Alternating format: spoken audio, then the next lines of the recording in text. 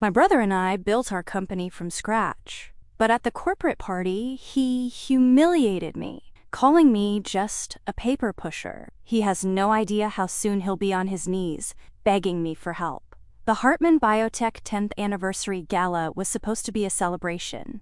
Instead, it became the night my brother erased me. Across the room, Caleb raised his glass, commanding the attention of the crowd with that effortless charisma he'd polished since childhood. 10 years ago, he began, his voice strong, buoyed by the applause. This company was nothing but an idea.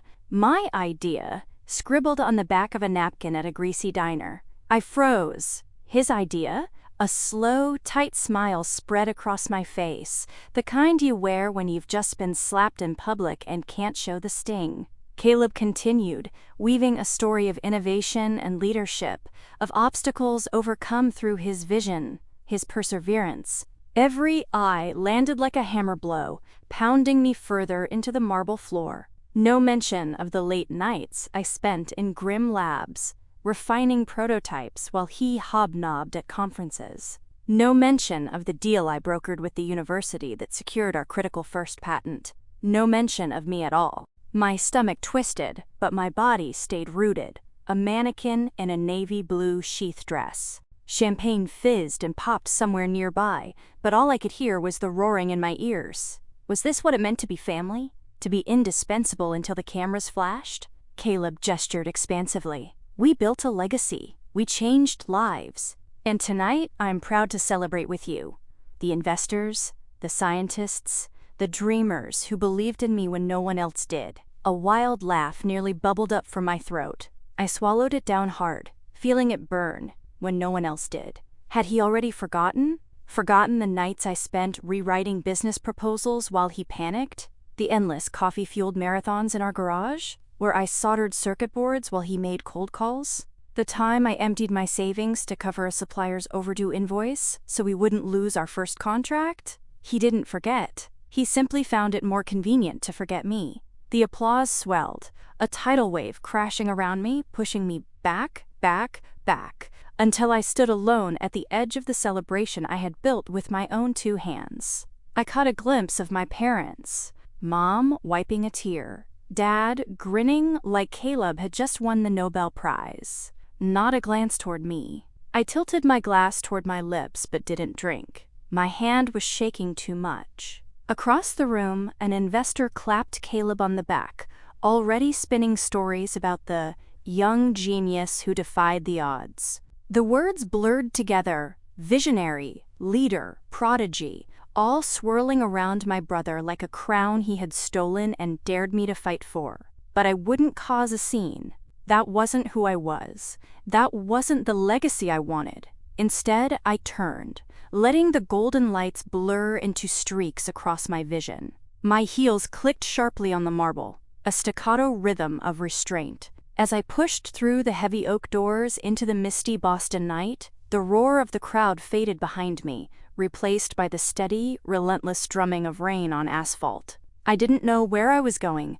I only knew I couldn't stay there, suffocating on applause that was never meant for me. The wipers dragged across the windshield in a slow, rhythmic sweep, fighting a losing battle against the sheets of rain, hammering the glass. Boston blurred into streaks of neon and water, stoplights bleeding red and green across the slick streets, storefronts warping into jagged reflections. I didn't have a destination. I didn't even remember getting in the car. One moment, I was standing on the curb outside the Emma Lane, heart hammering in my chest like a trapped bird. The next, my fingers gripped the steering wheel so tight my knuckles ached, the city dissolving around me into a smear of headlights and broken promises. I turned left without thinking, then right, another left. There was no plan, just motion, just the need to get as far away as possible from the glittering lie I had helped build. My phone buzzed in the passenger seat. I didn't even look. Caleb. It had to be Caleb. Probably smiling somewhere, basking in the afterglow of his own myth-making, not even realizing the knife he'd buried in my back was still twisting. Or worse, maybe he knew exactly what he had done. Maybe he just didn't care. A horn blared as I drifted too close to another car. I jerked the wheel, heart pounding, and swallowed down the rising nausea. Focus, Ella, focus. I pulled onto a quieter street, narrow, lined with crumbling brownstones, the kind of place where the city's heartbeat slowed just enough for grief to catch up. The rain softened into a misty drizzle, washing the sidewalks clean. But nothing could wash the bitterness from my mouth, the ache from my chest. It wasn't just tonight. It was every board meeting where Caleb interrupted me, speaking over my careful analysis with flashy, empty promises.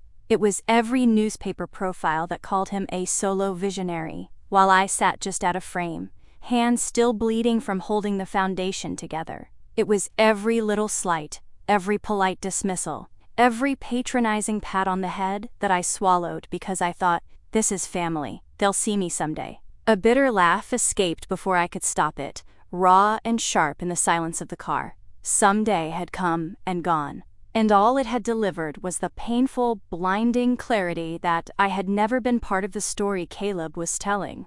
Not really. I had been a footnote at best, a ghost at worst, the kind of realization you don't come back from.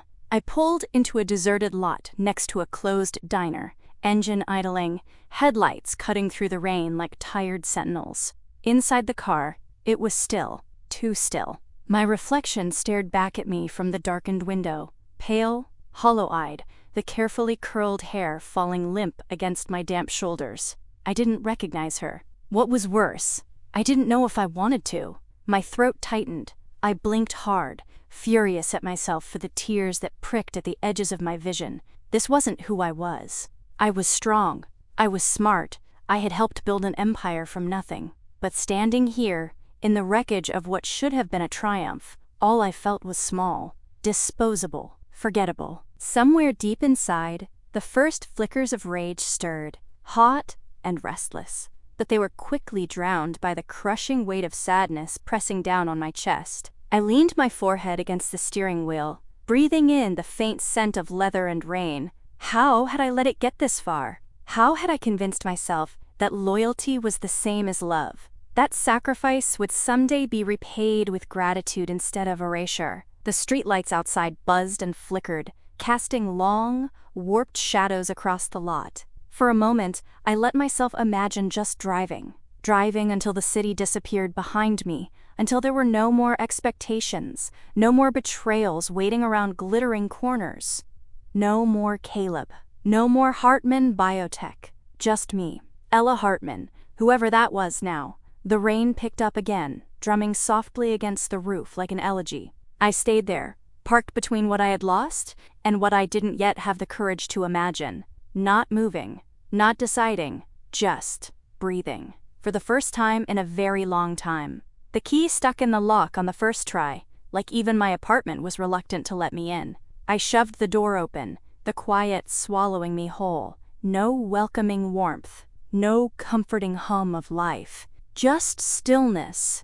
My heels clicked against the hardwood as I stepped inside, trailing the smell of rain and regret behind me. The apartment looked exactly as I left it, perfectly curated, spotless. The way I'd kept everything these last few years, believing if my home stayed neat, if my routines stayed intact, then maybe everything else would too. But tonight, it all felt like a lie. A museum of a life built around someone else's story. I tossed my clutch onto the entryway table, the contents spilling out, lipstick, car keys, a crumpled program from the gala emblazoned with Caleb Hartman, founder and visionary. I stared at the program, the words blurring. Founder, visionary, not founders, not siblings, not partners, just Caleb. The anger flared again, sharp and fleeting, before collapsing under the heavy fatigue settling into my bones. Without even thinking,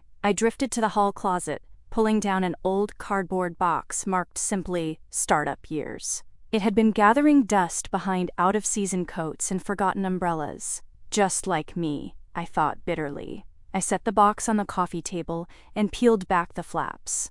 Inside, 100 ghosts waited for me. There was the first prototype we ever built, a crude little device, encased in cracked plastic, wires sticking out like messy veins. Caleb had wanted to throw it away, embarrassed by its roughness. I had insisted we keep it. A reminder, I said back then, of how far we have to go. Beside it, a photo of us, side by side, grinning like idiots in front of the empty warehouse we leased with our first real funding. I still remembered how the cold had bitten through my thin jacket that day, but Caleb had been too excited to notice. He always ran hot, burned bright. I sifted deeper, a stack of framed awards with both our names on them, early interviews, clippings from trade magazines, a binder full of handwritten notes from those desperate first months, every page covered in a messy scrawl of plans, dreams, impossible deadlines, tangible proof that once this was ours. Tears blurred my vision again. I didn't fight them this time. One by one, I packed the memories back into the box, each item landing with a soft thud that sounded a lot like goodbye. When the last frame was tucked away, I closed the lid carefully, taping it shut with trembling hands. Then I crossed the room, sat at my sleek glass desk, and opened my laptop. For a long moment, I just stared at the blinking cursor, heart pounding so loudly it drowned out everything else. Walking away from Hartman Biotech wasn't just walking away from Caleb. It was walking away from a decade of my life, from the version of myself that had clung to the idea that loyalty would be enough. But clinging hadn't saved me tonight. I flexed my fingers once, twice. Then, with a deep, steadying breath, I began to type. Dear Board of Directors. The words came slowly at first, like pulling teeth. Effective immediately, I am tendering my resignation as Chief Operations Officer of Hartman Biotech. Each sentence was a blade, cutting me free. It has been an honor to serve alongside an extraordinary team of innovators and dreamers. However, I can no longer align myself with a vision that does not recognize the contributions of all its members. There, the truth, plain and sharp.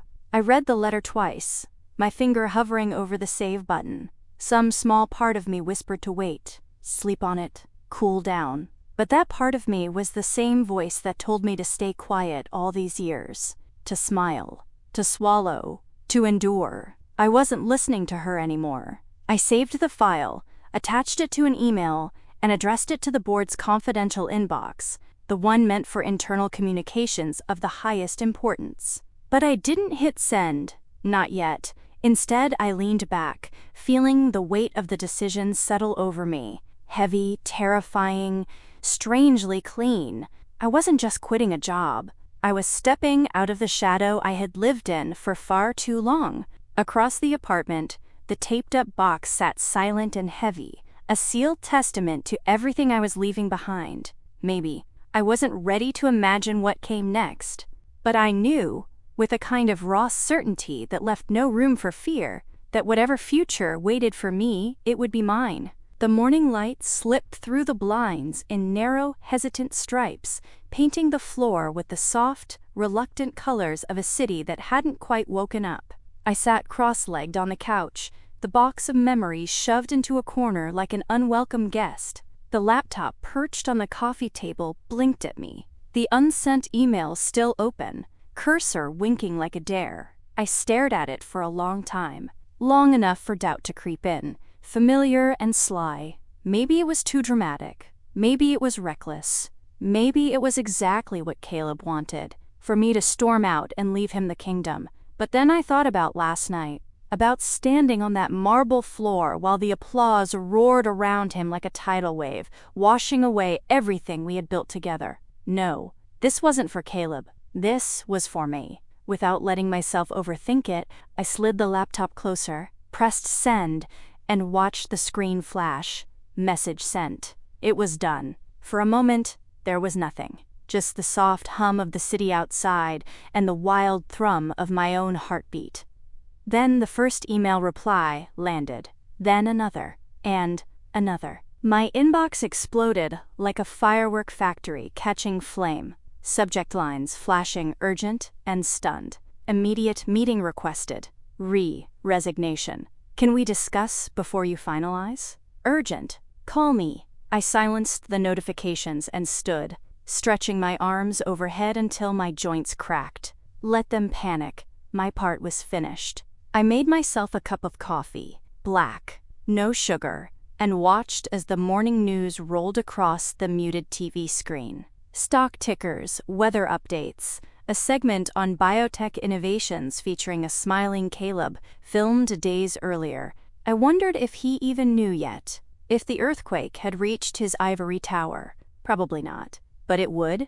It always does. By the time I finished my first cup, the texts started. Sophie, our head of research. Is this real? Please tell me it's a mistake. Daniel, our general counsel. Board is freaking out. Investors calling nonstop. Caleb said he's handling it, but people are asking questions. Questions? About why the woman quietly credited with stabilizing operations, securing key patents, and holding half the company's fragile trust together was suddenly, inexplicably, gone. About what it said about leadership if Ella Hartman was willing to walk away without a public fight. The phone rang. Caleb's name lit up the screen. I let it go to voicemail. Then the next call. This one from Victor, our lead investor, a man who once told me over dinner that he trusted my judgment more than anyone else's at Hartman Biotech. I let that one go too. Instead, I padded to the window, coffee cradled in both hands, and watched the rain begin to fall again. Softer this time, more a whisper than a scream. Somewhere in the city, in glass boardrooms with panoramic views, panic was beginning to spread. Because if I was willing to walk away, maybe Hartman Biotech wasn't as unshakable as Caleb wanted everyone to believe. Maybe the cracks weren't just rumors. Maybe I had been the glue holding it all together. And maybe, just maybe, they were about to find out the hard way what happens when the silent pillar walks out of the temple. I didn't feel triumphant. I didn't feel vengeful. Mostly, I felt hollow and a little afraid. Not of what would happen to them, of what would happen to me. Because now there were no more excuses, no more titles to hide behind, no more waiting for acknowledgement that was never coming. It was just me now, Ella Hartman. No prefixes, no shadows, no borrowed crowns. And for the first time in longer than I cared to admit, the fear felt clean, almost like hope. The Vermont air was sharp enough to sting my lungs, a cold, biting purity that felt like punishment and mercy at the same time. I hiked deeper into the woods, gravel crunching beneath my boots, the path winding through an explosion of burnt orange, gold, and blood-red leaves. The trees arched overhead like ancient witnesses, silent and unbothered by human folly. Somewhere far behind me, miles, maybe worlds away, Boston spun in frantic circles, desperate to fix the hole I'd torn in its polished image. I didn't care. At least, that's what I kept telling myself. Every time my phone buzzed in my jacket pocket, I ignored it. Caleb. Probably the board. Maybe investors who realized too late where the real foundation had been. It didn't matter. Here, there was no company, no title, no brother demanding loyalty and stealing credit with the same hand. Here, there was only the sound of my breathing and the weight of my choices pressing down on me with every step. The guilt gnawed at the edges of my mind when I let it. I thought of the team, the good people, the young scientists whose dreams we had nurtured, the assistants who trusted me to catch what others overlooked. Had I abandoned them?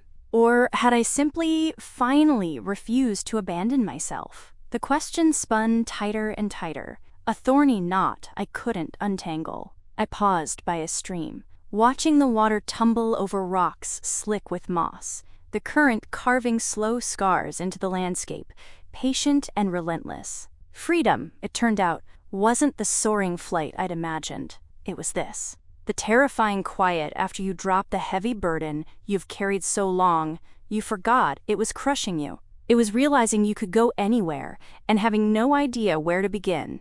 I closed my eyes, letting the cool breeze slice through my jacket, raise goosebumps on my arms. I should have felt triumphant. Instead, all I felt was raw. I wasn't naive enough to think you could walk away from something like Hartman Biotech without bleeding a little. But I hadn't expected how deep the cuts would run. By the time I made it back to the cabin, a simple rental tucked against the mountains, with a wood stove and a view that didn't care about biotech empires. The sun was bleeding out behind the hills. My phone buzzed again. This time, it wasn't Caleb. It was Nora Ellis, a friend of sorts, one of the few in our polished, razor-edged world who spoke plainly. I let it go to voicemail, then, on impulse, played it back. Her voice crackled through the speaker, low and urgent. "Ella, I don't know if you're checking messages, but you need to hear this. Deals are falling apart. Big ones. Clients are panicking. They trusted you. Not just the company name. Not just Caleb. You."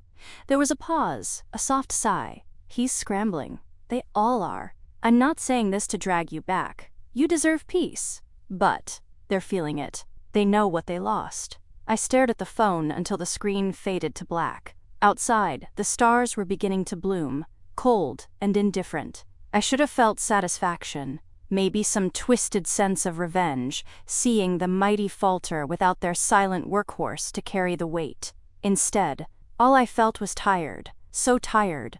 I set the phone down gently, poured myself a glass of water, and sat by the window, watching my own breath mist against the cold glass. I didn't know what tomorrow would bring. Didn't know if I would stay hidden up here forever, or eventually answer one of those calls. But for tonight, I was here. Not in the boardrooms, not in the city, not in anyone else's story, just here, breathing, alive, and maybe, just maybe, finally beginning to understand what it meant to belong wholly to myself. The offers started arriving 3 days after Nora's call. First, a discreet email from a firm in New York, praising my visionary leadership and calm under fire. Then a call from a venture fund in Chicago, offering an executive position with a salary that would make my old one look like a footnote. An invitation to reimagine innovation with a startup consortium out west. A consulting offer from one of our old competitors who once laughed openly at our early missteps. The irony wasn't lost on me. For years, I'd been the quiet power behind Hartman Biotech, the scaffolding no one saw until it cracked. And now?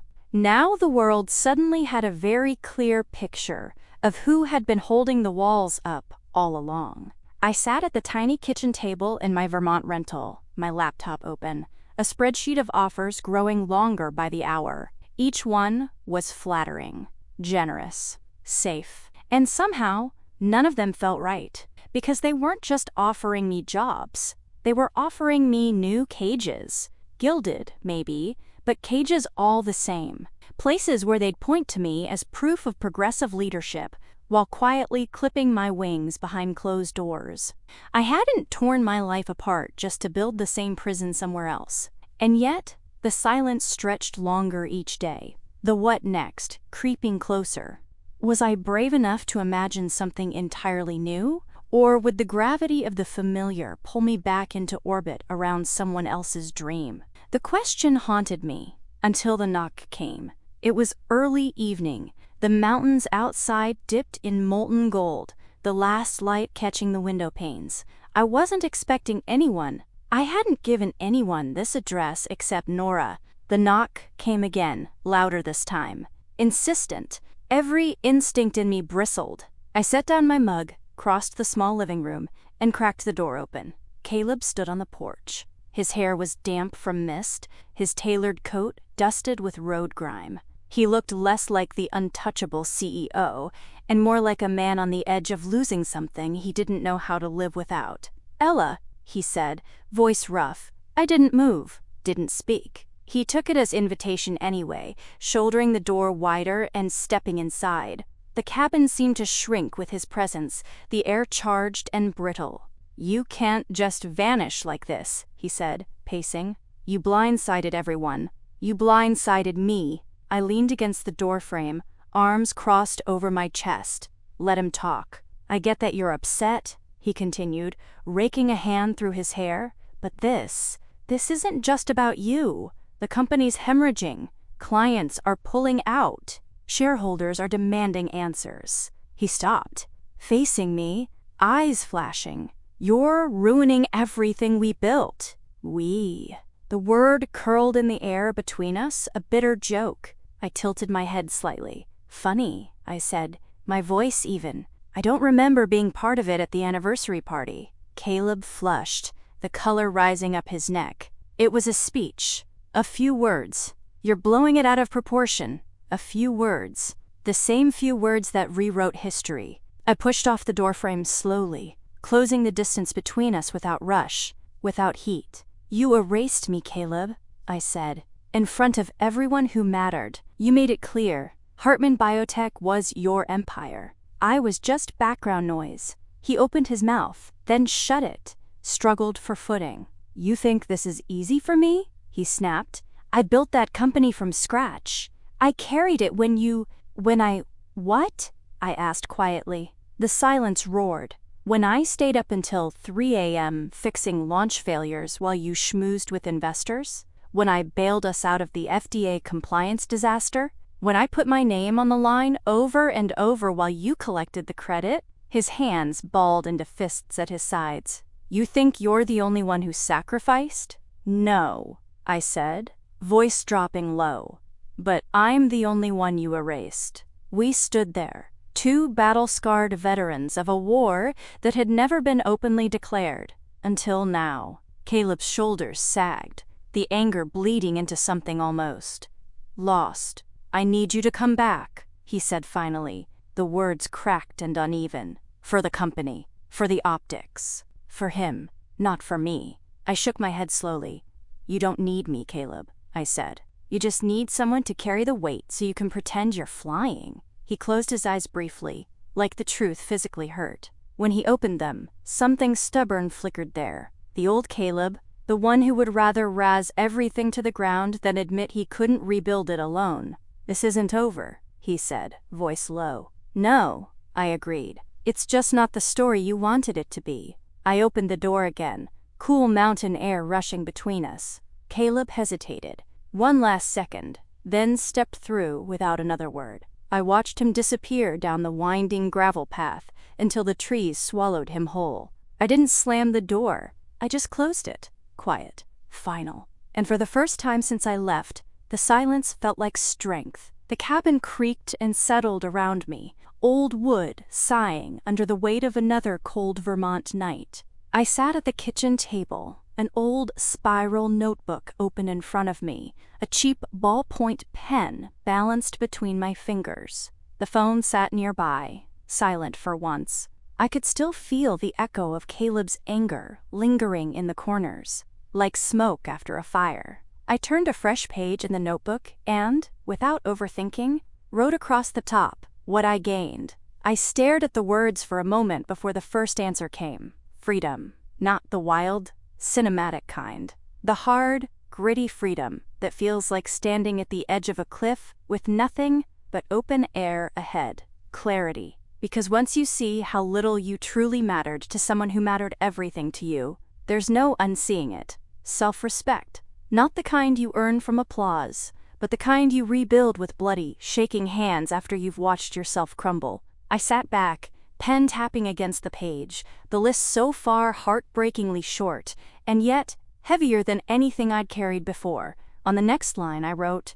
what I lost. The pen moved slower this time. Trust. History. A version of myself that believed loyalty was enough. I swallowed hard, blinking against the sudden burn behind my eyes. There was no getting those things back, and maybe, that was the point. Finally, at the bottom of the page I wrote, what I will never sacrifice again. This part came faster. My voice, my vision, my right to be seen, my worth. I stared at the words until they blurred, until they sank into me like roots burrowing deep into the cold ground. No title, no company, no person, not even Caleb, would ever take them from me again.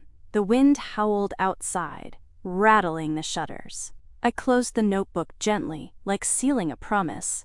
The next morning, the world came knocking again, not at the door this time, but through my phone.